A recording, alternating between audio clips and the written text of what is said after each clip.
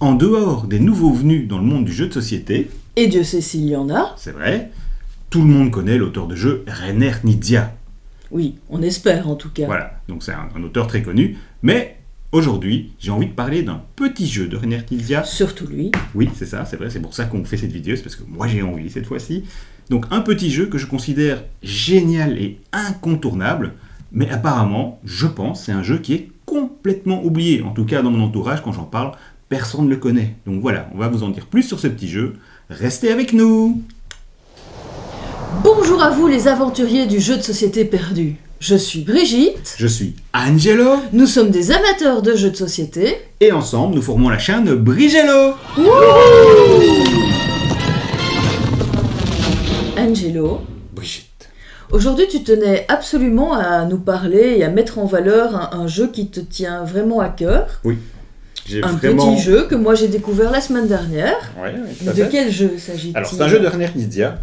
Avant de parler du jeu, j'aimerais dire un tout petit mot sur Rainer Knizia. Donc, Vas-y. très rapide, hein, parce que tout le monde le connaît. Donc, c'est un auteur de jeu qui a débuté sa carrière dans les années 80, qui s'est très vite imposé comme un auteur important. Il a d'abord été connu pour ses jeux d'enchères, puis ses jeux de pose de tuiles, et puis pour des jeux de cartes et des tas d'autres choses. Et donc, très vite, c'est devenu un auteur, donc, comme j'ai dit, important et surtout majeur dans l'histoire des jeux de société, et qui a acquis une réputation. Qui a acquis la réputation d'être un auteur avec une Magic Touch, la Knizia Magic Touch. Oh là là. Tu y arriveras. Oui, Ouais. Knizia Magic Touch, c'est-à-dire qu'on le présente souvent comme l'auteur qui fait des jeux avec des règles assez simples, épurées, mais qui ajoute sa petite touche personnelle, sa petite astuce mécanique qui transcende, je dirais, toujours le jeu auquel il travaille et qui en fait quelque chose de génial. D'ailleurs, c'est toujours comme ça qu'on le présente aujourd'hui, qu'on perpétue un peu le mythe Knizia. Je vois beaucoup de youtubeurs plus jeunes aujourd'hui, plus jeunes que nous en tout cas, sur YouTube, qui présentent Knizia comme ça, l'auteur qui fait des petits jeux si tout simples, mais avec une idée comme ça en plus qui rend le jeu génial. Et donc, aujourd'hui, je veux parler d'un jeu de Rainer Knizia, un tout petit jeu, qui est paru en 2002, et qui rentre tout à fait dans le cadre de sa réputation d'auteur qui prend une mécanique simple et qui la transcende avec une idée en plus, quoi, une mécanique Mais tu auquel nous dis personne n'avait toujours pensé. pas le titre Non. de ce jeu. Et ce jeu, c'est Montre-le-nous. A Weedle. Voilà, un jeu paru en 2002. Je ne sais plus si j'ai dit la bonne date juste avant. Oui, tu as dit 2002. Moi, j'avais lu 2003, mais bon, Voilà. Et donc, tu as sûrement raison. la boîte a un peu vieilli, voilà, parce qu'elle a beaucoup Oui. servi. Le Ah. graphisme aussi, hein, on va vous montrer. Oui, donc, c'est un jeu qui se joue de 4. 4 à 6 joueurs. Donc voilà, on peut jouer que 4 à 6. Et donc, avant d'en dire plus, donc le principe de base de ce jeu, c'est quoi? Eh bien, c'est un jeu avec... Alors, d'ailleurs, j'aime tellement ce jeu, Il a j'adore 2 boîtes. tellement 2. que j'ai 2 boîtes. Alors, il y en a une que j'ai préparée, je ne sais plus c'est laquelle, j'ai classé les cartes à l'avance, c'est celle-ci. Donc, ce jeu est constitué d'une boîte rectangulaire, extraordinaire. Il De est paru, cartes. voilà, il est paru en donc 2002 chez Out of the Box, un éditeur, je pense, américain. Donc il y a un couvercle, on soulève le couvercle, et qu'est-ce qu'on découvre? Une petite règle de jeu. Voilà, très simple, très succincte, mais très efficace. Voilà, 2 pages recto verso, Et des cartes. et un paquet de cartes, exactement 61 cartes. Voilà, un paquet de Tu 61 peux montrer cartes, à l'endroit, oui, ça oui, va. avec Weedle écrit au dos. Et que représentent ces cartes? Alors, ce Toute sont... la matière du jeu. Oui, donc ce sont des cartes. Donc l'idée du jeu principal, ça reprend un principe hyper connu, c'est-à-dire qu'on va mélanger, donc ce sont des familles de cartes différentes, on va mélanger toutes ces cartes, on va les distribuer à tous les joueurs, et puis au top départ, tout le monde va se les échanger à la sauvage. Je t'échange 2 cartes de ceci contre 3 cartes de ça, il n'y a Parce que aucune ces règle. cartes représentent des sociétés. Oui, tout à fait. Mais ça, je vais y venir après. Mais ça, c'est l'idée du jeu principal. Et donc, vous allez me dire, c'est bateau, c'est déjà vu, quel est l'intérêt d'un jeu pareil? Voilà, on peut jouer qu'un jeu de cartes classique, un jeu des familles et compagnie. Et c'est là qu'intervient la Knizia Magic. Touch. Et ouais. Donc, de quoi est constitué ce paquet exactement? De cartes de compagnie. Chaque carte représente l'action d'une compagnie. Par exemple, ici, on a la Texas Tea Company, la Texas Tea Co Company. Vous voyez qu'il y a un chiffre 9 dans le coin supérieur gauche. Ça veut dire qu'il y a 9 cartes de cette compagnie. Donc, il y a 9 actions à acquérir de cette compagnie. Et il y a 2 compagnies avec 9 cartes. Donc, on a la Texas Tea, on a la Big Brother Broadcasting. Ensuite, on a une série de compagnies qui contiennent 7 cartes. Il y en a 5, je pense. Voilà. Nous avons la N-Securities. La Art Cell Phones. Voilà. Toujours 7 cartes. Genius Genetics. Ouais. Alors, on va toutes les faire. Et il y en a 4, 5. Il y en a 5. 5 avec 7 cartes. Voilà. 2 avec 9 cartes, 5 avec 7 cartes. Perpetual Plastics. Voilà. Et ensuite, encore 3 compagnies qui contiennent 5 cartes. Voilà. Donc ça, c'est là. La Goose Records. Et la Fats Foods. Ouais, et la fast food. Et donc, ces cartes, vous en doutez bien, on ne va pas les garder classées. On va les mélanger soigneusement. Ce serait trop facile. Mieux que ça, moi je suis pas un grand mélangeur de cartes. C'est sûr. Voilà, hop. Une fois que c'est fait, on choisit un donneur, un dealer. Il est minuit, docteur Schweitzer. Voilà. On distribue tout le paquet à tous les joueurs. Donc je rappelle qu'on peut jouer de 4 à 6. Et une fois qu'on a distribué toutes les cartes, il va rester une carte qu'on va mettre face cachée au milieu de la table. Et donc tout le monde va se retrouver avec sa petite main de carte, comme ceci. Et au top départ du dealer, le dealer va retourner la carte du milieu. Voilà, qui représente évidemment une compagnie. Et à partir de là, tout le monde peut s'échanger de façon complètement folle, hystérique et exubérante, toutes les cartes qu'il veut avec tout le monde.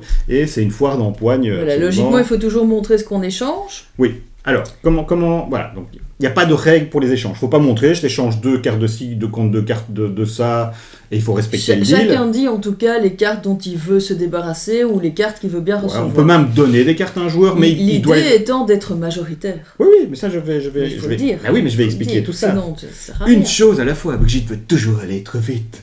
Donc, Brigitte va droit au but. ce n'est pas tout. On peut s'échanger les cartes comme on veut. On peut même donner des cartes à un joueur sans recevoir de cartes, mais il faut qu'il les accepte. Et alors, la carte du milieu, à quoi elle sert ? Eh bien, à tout moment, on peut échanger une carte de sa main avec la carte du milieu. Pour ce faire, on doit déposer d'abord une carte de sa main, et ensuite prendre la carte dans sa main. Et il faut bien respecter ça parce que sinon c'est la foire à la fin. Oui, s'il y a et donc plus de cartes. jusqu'au dernier instant, cette carte peut changer. Et à tout moment, un joueur peut déclarer stop. Et ça veut dire quoi quand il dit stop ? Eh bien, ça arrête la manche. Mais il doit remplir certaines conditions. Ça veut dire que dans sa main, il doit avoir des cartes de compagnie dont il a la majorité. Donc toutes les cartes de compagnie qu'il a dans la main doivent être majoritaires. C'est-à-dire que les compagnies à cette carte, il doit en avoir au moins 4. Les compagnies qui contiennent 5 cartes, il doit en avoir au moins 3. Et les compagnies qui contiennent 9 cartes, il doit en avoir au moins 5. Je vois que tu as progressé là. Oui, en mathématiques, oui, tout à fait. En calcul mental, ça va mieux. Et à ce moment-là, il peut dire stop. Et donc là, les échanges s'arrêtent tout de suite, immédiatement. Il révèle sa main. Alors, d'abord, on vérifie si effectivement il avait la majorité dans toutes les compagnies. Si c'est le cas, il a déjà un bonus de 5 points. Par contre, s'il s'est planté, il a un malus de moins 5 points. Et ensuite, on fait le décompte des points. Et c'est très simple. Mais pas si bête, et même un peu vicieux. Parce que toutes les cartes des compagnies dont on a la majorité, par exemple, j'aurais, je ne sais pas, 5 cartes de la compagnie Texas Tea & Co. Donc il y en a 9, j'en ai au moins 5. Eh bien, chacune de ces cartes va me rapporter 1 point. Et c'est comme ça pour toutes les autres compagnies dont on a la majorité de cartes. Mais tu les aurais toutes eues. Oui. Tu en aurais eu 9, tu aurais eu 2 points. Voilà, si on est actionnaire unique dans une compagnie, on a toutes les actions d'une compagnie, on aura 2 points. Les cartes qui ne font pas partie de majorité, elles ne nous font gagner ni perdre des points. Mais là où c'est méchant, oui, très méchant parce que je l'ai vécu, c'est que la carte du milieu, si tu te retrouves sur celle-là, malheureusement, tu avais la majorité, mais que pour celle-là, tu as tous des points négatifs. C'est la compagnie qui a fait faillite à la fin du jeu. Voilà. Et cette carte peut changer à la dernière seconde, c'est horrible. Et donc, si vous aviez 8 cartes d'une compagnie et que la 9e est au milieu, eh bien ces 8 cartes vous donnent 8 points négatifs. Voilà. Et on note les scores et on va jouer un nombre de manches égal au nombre de joueurs. Voilà. C'est tout, mais c'est absolument génial parce que c'est à la fois malin, c'est à la fois un jeu complètement fou où on hurle, où on atteint un niveau d'hystérie ça complètement démentiel. Ça peut être un peu hystérique, peut-être un peu trop rapide. La genre avec nos copains, ça l'était un peu quand même. Alors, parce qu'il faut savoir en placer une aussi, il faut qu'on s'écoute aussi mutuellement. Mais c'est pour ça que j'aime le jeu, c'est qu'il est à la fois quelque part quand même intelligent. C'est un jeu d'ambiance. Oui, c'est un jeu d'ambiance, c'est pas un bête jeu, mais voilà, ça déclenche vraiment un niveau d'excitation extrême. Et c'est vrai que la partie qu'on a... Donc à chaque fois que je le fais découvrir, ça plaît à tout le monde. On a joué chez Mathieu, on a Oui, joué à 4 ou 5. Le jeu est très on a joué à chouette, mais 5. alors... Tout le monde a adoré. Alors Brigitte, par contre, un peu moins, c'est vrai, parce qu'elle s'est Parce sentie... qu'elle s'est sortie avec une tête comme ça. Oui, elle s'est sentie un peu voilà. exclue, parce qu'elle a joué avec des joueurs qui peuvent atteindre un niveau, je dirais, d'excitation, d'exubérance, d'hystérie assez exceptionnel. Voilà, donc, Moi-même, je peux monter dans les tours assez vite. 15 fois, je demandais la jaune. Angelo voulait changer la jaune, mais il n'écoutait pas. Voilà. Mais non, mais il y avait des offres plus intéressantes, parce que c'est un jeu, évidemment, pour faire des offres, des contre-offres. La carte qui est au milieu, il faut être très rapide. Parfois, on veut la prendre, pouf, quelqu'un vous la fauche avant oui, vous. la fauche avant vous, c'est Donc terrible. voilà. C'est une toute petite vidéo, finalement, où on parle d'un petit jeu, mais qui est, je trouve, voilà... Alors, Angelo, qui est quand même pas trop jeu d'ambiance, celui-là, il l'adore. Mais c'est pas que un jeu d'ambiance. Et je trouve que c'est vraiment un jeu indispensable. Alors, il n'a jamais été réédité. Alors, peut-être parce que c'est un jeu qui se joue de 4 à 6 et que les éditeurs sont un peu frileux. Peut-être que Knizia retient les droits, il n'a pas fait de deal assez intéressant pour lui et que pour l'instant il n'a pas accepté qu'il soit réédité. Ou peut-être simplement que le jeu est vraiment oublié par tous les éditeurs et peut-être même par Knizia lui-même, je ne sais pas, ça m'étonnerait. Mais donc voilà, Weedle, si vous tombez dessus, c'est vraiment...